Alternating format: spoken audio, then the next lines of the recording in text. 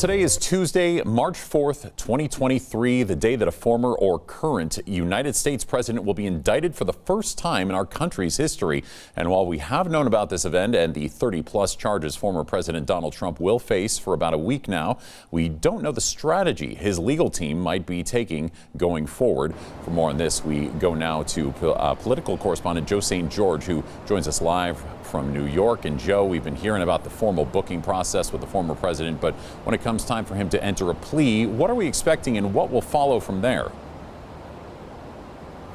Well, we expect, obviously, a not guilty plea from the former president, and that will begin after the arraignment concludes today, which, by the way, is an important event because we haven't actually seen this indictment yet. And during arraignments, that's typically when an indictment is unsealed. Members of the press, members of the public will have an opportunity to see the severity of the charges that Mr. Trump is facing. So that, I think, from a broad standpoint, is what makes today so significant.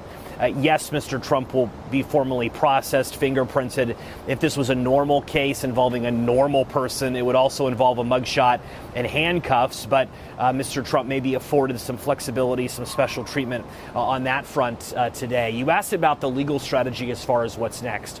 After this initial arraignment, Mr. Trump and his legal team is going to try to suppress as much evidence as possible, get pieces of evidence thrown out that is part of this indictment, that was part of the grand jury investigation. And that's a familiar strategy that we've seen his legal team deploy in other investigations as well.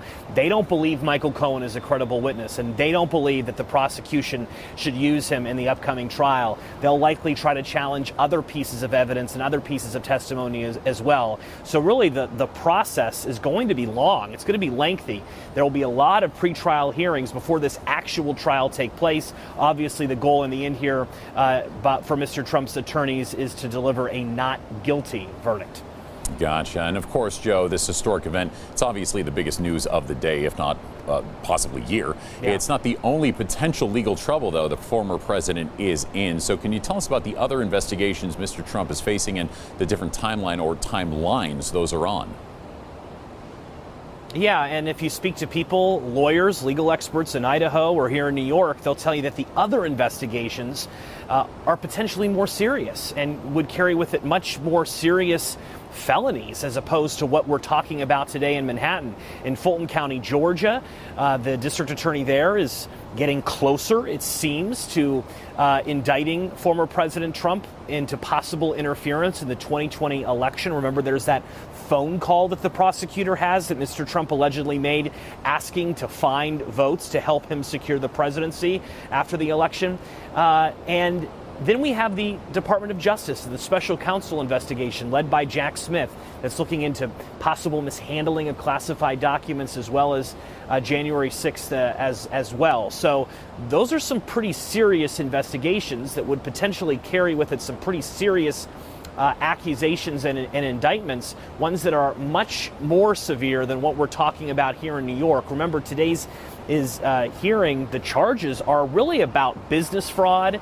It's a white-collar crime. Often it's a misdemeanor in New York, but the Manhattan district attorney here is going with a low-level felony because he's allowed to do that if he believes that business transactions were mislabeled in order to conceal another crime. So that's where we're at. It's a charge that rarely carries with it jail time, especially for first-time offenders like Mr. Donald Trump. If he would be found guilty at the end of this thing, there's a strong belief, especially by Mr. Trump and his legal team, that he'll be found not guilty at the end of all of this. Yeah, all right. Well, this is all, as you said, just the beginning, really, and today a very historic day. So joining us today has been political correspondent Joe St. George, live from New York with insight on today's historic indictment of former President Donald Trump. Joe, thanks so much, as always, for being here and the great insight.